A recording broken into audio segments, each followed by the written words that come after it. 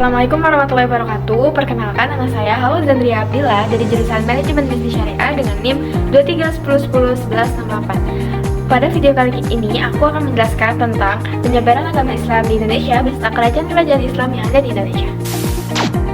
Peradaban Islam masuk ke Indonesia mulai abad ke-13 semenjak Islam mulai menyebar di wilayah Nusantara.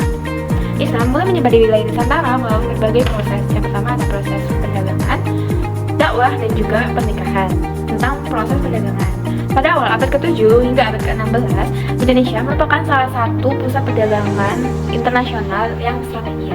Karena letak geografis Nusantara kita ini terletak di antara pusat perdagangan India dan juga pusat perdagangan Cina, menjadikan wilayah Indonesia titik temu atau titik persinggahan antara pedagang-pedagang muslim yang berasal dari Arab, Gujarat, Persia, dan lainnya. Para pedagang ini juga tidak hanya membawa barang dagangan seperti rempah-rempah, kain sutra, dan lainnya, tetapi mereka juga membawa budaya dan agama Islam.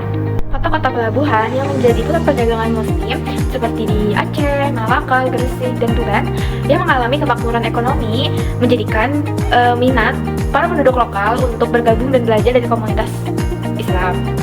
Dan pada zaman itu orang-orang menghubung-hubungkan antara keberhasilan ekonomi ini dengan etika dan ajaran Islam yang mereka terapkan pada perdagangan dan juga interaksi di antara satu sama lainnya.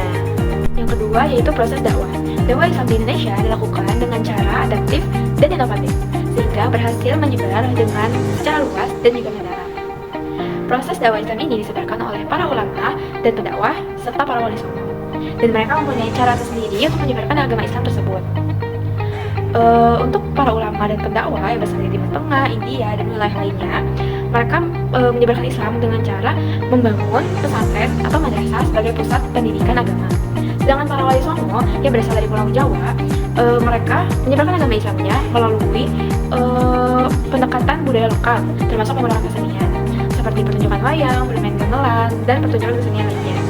Selain itu juga para wali songo membangun masjid sebagai tempat ibadah dan juga sebagai tempat berkumpul komunitas-komunitas muslim lainnya. Salah satu contohnya yaitu Masjid Agung Demak yang berada di Kota Demak, Provinsi Jawa Tengah di Indonesia. Dan yang terakhir yaitu proses pernikahan. Banyak para pedagang dan para pendakwah yang di Indonesia menikahi penduduk lokal. Melalui pernikahan ini, ajaran Islam diperkenalkan dan ditanamkan kepada keluarga baru dan juga komunitas yang lebih luas. Dan anak-anak dari pernikahan itu juga akan diajarkan dan dibesarkan dengan ajaran Islam yang turut mempercepat proses sosialisasi. Nah, itu tadi adalah penjelasan dari penyebaran Islam di Indonesia. Sekarang aku akan membahas tentang kerajaan-kerajaan Islam yang ada di Indonesia. Pertama yaitu Kerajaan Samudra Pasai. Kerajaan ini terletak di Aceh, di Pulau Sumatera. Didirikan oleh Sultan Malik As-Saleh pada abad ke-13. Dan kerajaan ini adalah kerajaan Islam pertama di Nusantara. Jadi Kerajaan Samudra Pasai ini sangat berpengaruh terhadap pembelajaran Islam dan juga merupakan pusat perdagangan internasional. Yang kedua yaitu Kesultanan Aceh yang berada di Aceh di Pulau Sumatera, tetapi berbeda dengan Kerajaan Samudra Pasai tadi. Didirikan oleh Sultan Ali Mughayat pada tahun 1466 pada abad ke-16. Kesultanan Aceh ini merupakan salah satu pusat kekuatan politik dan agama di Sumatera. Dan Sultan Iskandar Muda merupakan salah satu sultan yang terkenal karena memperluas wilayah dan memperkuat Islam di Aceh. Ketiga yaitu Kesultanan Demak, terletak di Jawa Tengah di Pulau Jawa. Didirikan oleh Raden Patah pada abad ke-15. Kesultanan Demak merupakan kesultanan atau kerajaan pertama yang ada di Pulau Jawa. Dan juga kerajaan ini berperan penting dalam penyebaran Islam melalui dakwah dan juga pembangunan masjid. Salah satu contohnya yaitu Masjid Agung Demak. Yang keempat yaitu Kesultanan Banten, terletak di Banten, Jawa Barat.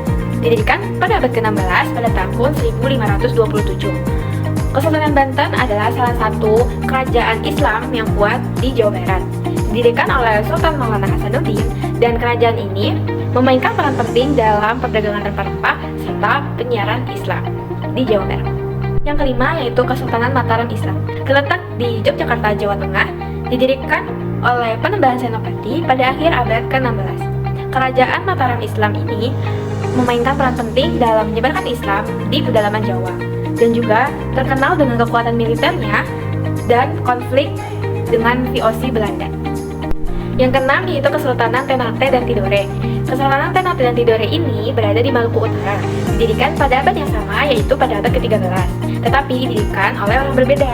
Kesultanan Ternate didirikan oleh Baab Mansur Malamo, sedangkan Kesultanan Tidore didirikan oleh Muhammad Nakil.